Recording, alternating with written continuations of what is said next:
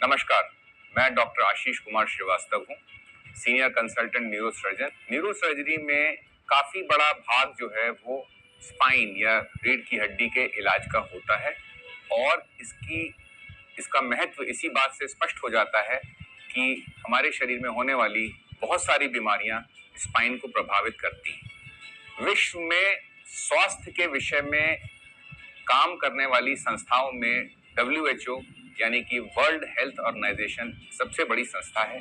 WHO साल में एक दिन स्पाइन दिवस के रूप में मनाती है। सीराजिम कंपनी जिसने मुझे ये अवसर दिया है कि मैं आज आपसे बात करूं, क्यों इतनी महत्वपूर्ण है स्पाइन, इसको कई तरह से समझा जा सकता है। हम ये देखें कि मैं आपके सामने खड़ा हुआ, आप मेरे पैर देख सकते हैं, हाथ देख सकते हैं, शरीर में देख सकते हैं, सर देख सकते हैं, लेकिन आपको क्या ये महसूस नहीं होता, प्रतीत नहीं होता कि ये सभी अंग जो हैं वो किससे जुड़े हुए हैं? रीढ़ की हड्डी से। शरीर की एक्सिस मतलब जो धुरी है मध्य में बिल्कुल, वो स्पाइन है। तो इसका महत्व यहीं से स्पष्ट हो जाता है कि सारा शरीर हमारा एक तरह से रीढ़ की हड्डी पे केंद्रित है। कहते हैं ना कि prevention is better than cure. तो हमको अपनी रीढ़ की हड्डी को संभालने के लिए बचपन से लेकर और मृत्यु पर्यंत ध्यान रखना पड़ेगा। भारत एक गर्म देश है, यहाँ पर लगभग 10 महीने, 12 में से 10 महीने गर्मी रहती है किसी न किसी रूप से। बारिश भी होती है, लेकिन सर्दी का मौसम बहुत छोटा हो गया है, इसलिए हम लोग गर्मी के महत्व को उतना नहीं समझते, क्योंकि हम लोगों को हमारा देश गर्म है। लेकिन ठंडे प्रदेशों के अंदर गर्मी को एक स्वास्थ्य के लिए अच्छी चीज माना जाता है। हम लोग भी गर्मी को प्रयोग में ला सकते हैं और करते हैं।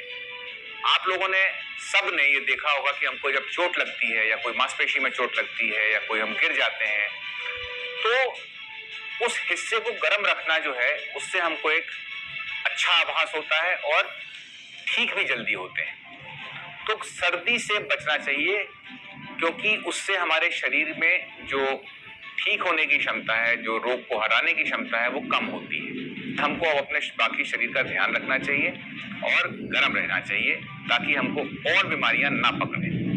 आराम करने से, व्यायाम करने से, मालिश करने से हम सबका स्वास्थ्य अच्छा होता है। कैसे होता है? अच्छी नींद, अच्छा कार्य, अच्छी गतिविधि, अच्छा भोजन, इन सब से हमारे शरीर में होता क्या है?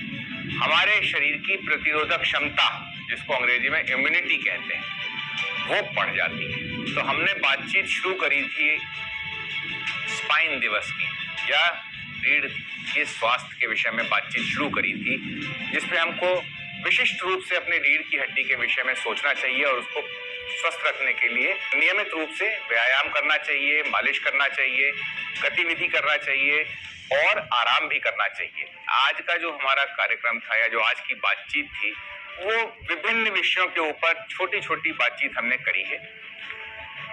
अगर आप इससे ज्यादा